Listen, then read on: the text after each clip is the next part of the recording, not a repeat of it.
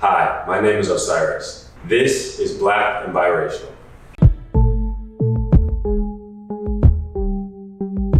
Imagine growing up in the world being biracial, where you're constantly reminded that you're too black for the white kids and too white for the black kids. In a country that only recently has allowed its citizens to select 2 or more races on government documents, it's not hard to believe that growing up biracial, specifically black and white, has caused major identity issues. It's time we unpack that. This is Black and BiRacial, y'all. Why'd you say to me? Why'd you say to me? Ready? Why'd you say Ready. to me? So Osiris, how do you identify, bro? I identify as a mixed race American citizen, North America specifically. I identify as heterosexual and queer simultaneously. Can we go into that really quick? Yes. Okay, what does that even mean? I prefer to date women, so I'm heterosexual normative. Okay. But also I find myself fluid and tapped into my queer fluid energy, so I allow it to flourish through me.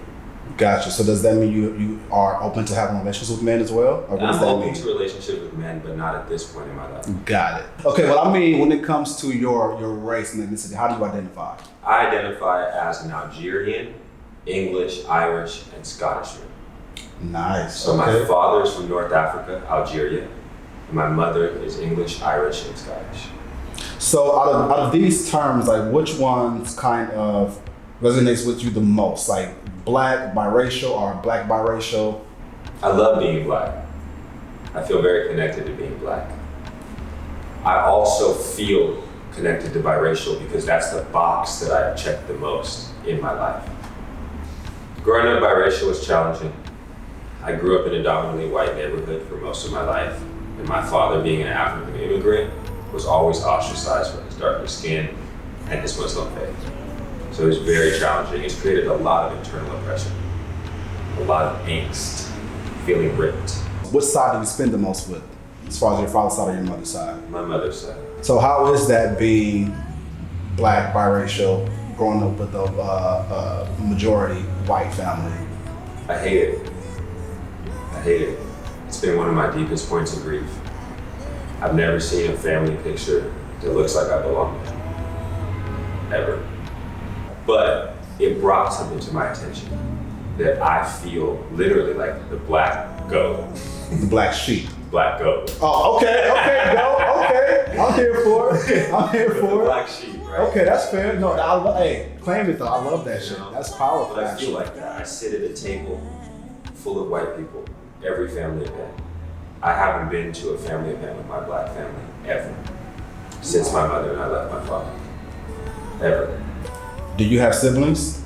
Yes. And do you guys look alike, like racially? Like, Yes. Yeah. My father has very strong genetics. okay. So these are half siblings from my father. Got So it. they had a mixed race parent and then a full African parent. Copy. So they're 3/4, right? Gotcha. So they consider themselves blacker. And that's something to talk about on this mixed scale, right? Growing up, we were close until the age of 8. When my mother and I decided to escape my father's abuse, my siblings then stopped interacting with me. My brothers don't invite me to their birthdays. I don't get invited to my nieces and nephews' birthdays because they have the same wounds. They're like, yo, who's this kid who has white blood? Who's that white mother who took away our mother? Now, is this physical abuse or emotional abuse or verbal abuse Physical, sexual, emotional, psychological. for you as well? For me, yeah. How do you feel about your father now, as an adult? I feel my body want to swallow and even adjust to that question. So I observe that, and I feel fear. Even in looking at you as a brother whose skin complexion is closer to my father's than mine, I have to tell myself that you're not going to attack me. Because receiving so much abuse from my black father has made my body perceive black men as threats. Black men who are my cousins, brothers, family. So it's really tragic for me. How would you describe your white side? Formulaic, put together, strategic. It feels like quantized classical music instead of jazz. It's like nobody cooks for family events. We cater everything. Whereas black people are like, you use the kitchen. The kitchen's where the love happens. Fact. That's the kitchen, that's the back of the head, that's your support system. That's what picks one up. So my white family is very meticulous. Like, Let me say this: you have an open invitation to my family's house for a cookout, Sunday meal, Christmas dinner, Thanksgiving dinner, whatever we have in here in LA. You are welcome to come and experience that Black culture that you need to experience as a biracial person. You know, I need that. Honestly. I can feel it as a wound inside Yeah. of me. Yeah. did you ever feel like you had to choose one side or the other? I feel like in my younger years, I chose my whiteness because it was safer. I knew that if I got pulled over, I could call my white mom. I knew that if I was in school and security had a problem with me, I could let them know, hey, like, my white mom's gonna come. Because then they'd back off. That's a passport. Nobody wants to deal with a white woman. Wow. That's a Karen. My mom's the original parent, Karen archetype Is she really? to me, but for Blackness. For Black Like, guys. she'll walk into school and go off. Like, what do y'all do? Like, she'll Facts. go off. So I chose whiteness because that's who loved me. Blackness didn't love me at first. Why not? My father neglected me. So he was the Blackness I knew. What about your Black peers? Did they love you? I was different. I talked different, right? We're talking about 2000s, 1990s. You talk white, you act white, you dress white. Why is your hair braided?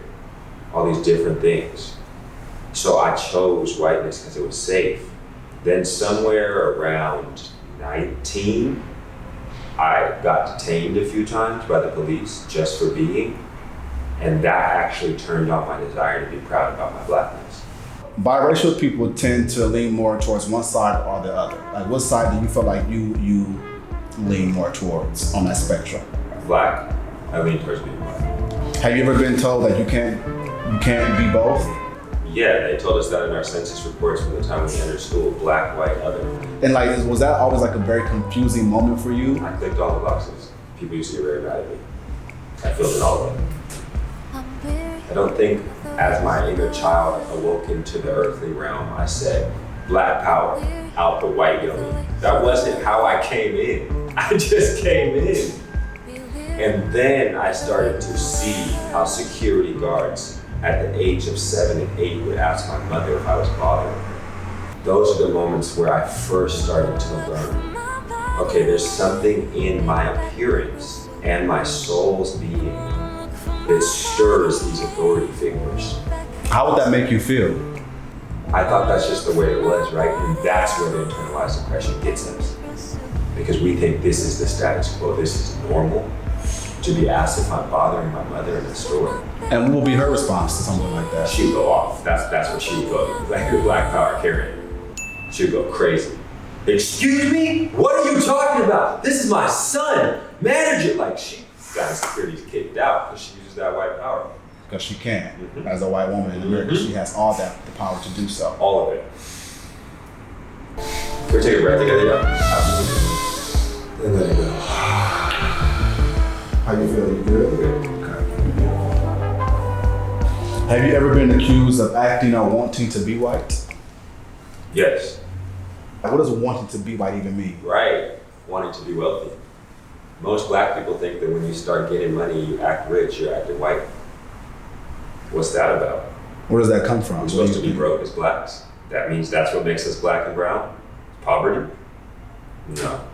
Does your grandparents on either side accept you? My grandparents are all dead. Have you ever met them? Shit. I grew up with my grandfather. He was the closest thing to a father figure I had. On which side? My mother's side. Your mother, your and white my grandmother on my mother's side. So I never met my indigenous black African grandparents. So you really have no idea what it means to like experience a black family at all. That makes me so sad, bro. Me too. Like, honestly, that I'm makes me trying to so figure out how sad. to be a black man and a son and a father and a brother. Right. On my own. So I have all this white indoctrination that literally is fighting my DNA. It's exhausting. Are you proud of your white side? Starting to be.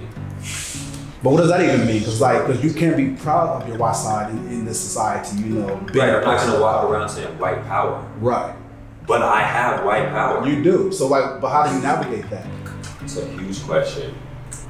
I have the privilege of knowing how to craft a new man, in large part because of my proximity to whiteness and my education. I have the privilege of knowing to ask for the manager politely instead of raising my voice in my black body because of my proximity to whiteness. Those type of things are Trojan horses in a white world because they expect us to be the uppity Negro.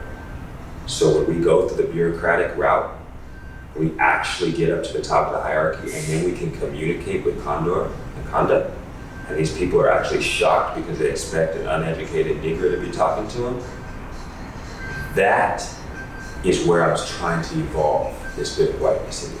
My privilege. How do I use the privilege? It's in my blood. Clearly, my black ass decided to reincarnate with some whiteness for the sake of privilege. Even though you are biracial, you were raised by a white woman, do you ever feel like, or would you ever feel like that you are kind of selling out the sisters if you date a white woman or marry a white woman? See, now that's an interesting question. Given that my mother's white, I didn't grow up loving a black woman. So it's not in my eye gaze. But the more I grow, the more I come to find beauty in the black woman. And I think that's just my blackness growing and awakening. Like my black masculinity, remembering home. So do I feel like a sellout if I date a white woman? No. Am I going to be well aware of the fact that I am dating a gene who biologically is going to be inferior and extinct within 2 centuries? Yes, that's a fact. White people are going to be gone. Like, we know that biologically. Nat Geo did an article. Wait, do we really? Yeah, Nat Geo did an article that in 10 years back, that in like a century or 2, the white genome will be gone because it's a recessive gene. It's not going to perpetuate anymore. So that in my body biologically seems not that intelligent to date something that's going to go extinct. So all that comes up, but I also know I'm white, and sometimes like white women are beautiful. Like it's not just 'cause There's beauty in every race. Yeah. So it's complex. Right now, my girlfriend's mixed. My partner is half white and And half she's black. gorgeous as well. Thank you.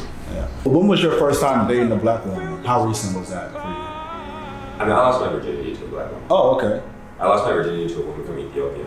So yeah, I've always been tapped in to the divine feminine, African, Afrocentric black consciousness embodiment.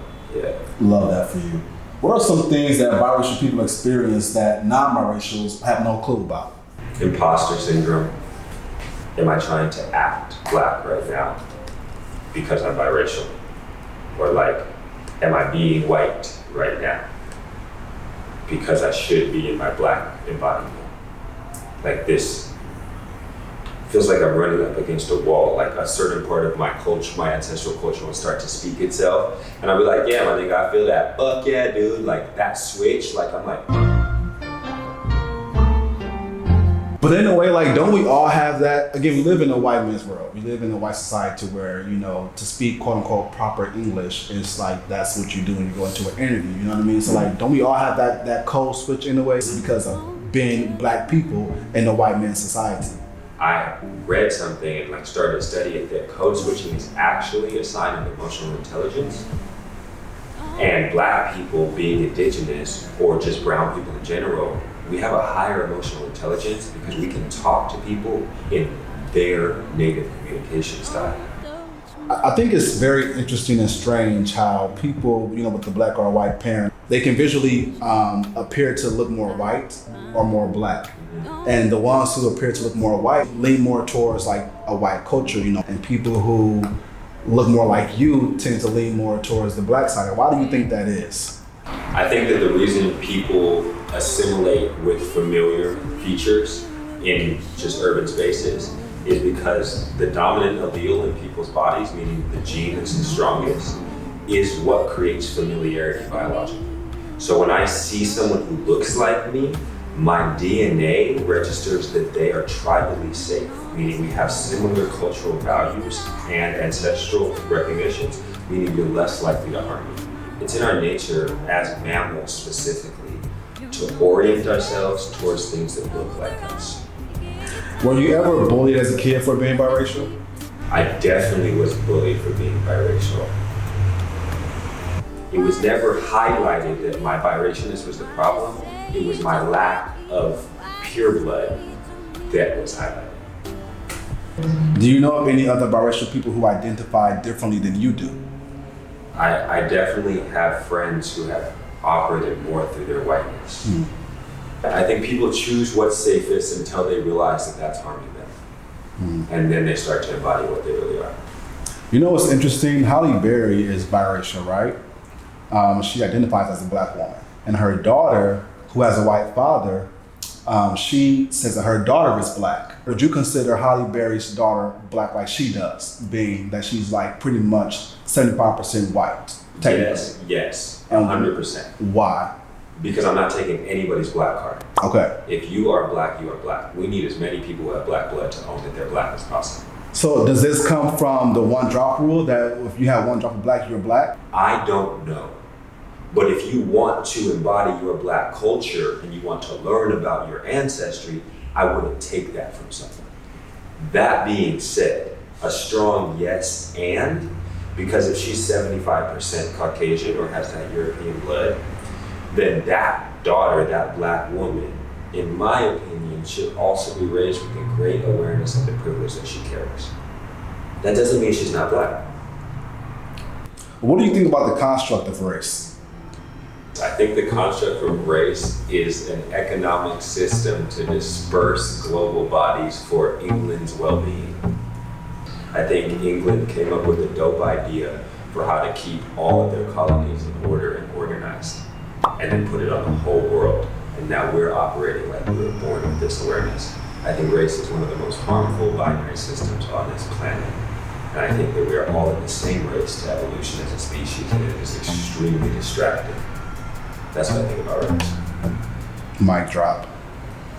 Honestly. I just wanna wake up to the suns and still around $100,000 on the fronts and the blunts. I just wanna wake up on goodbye. Only I out in the road that's rented, windows tinted. We got a big spinning.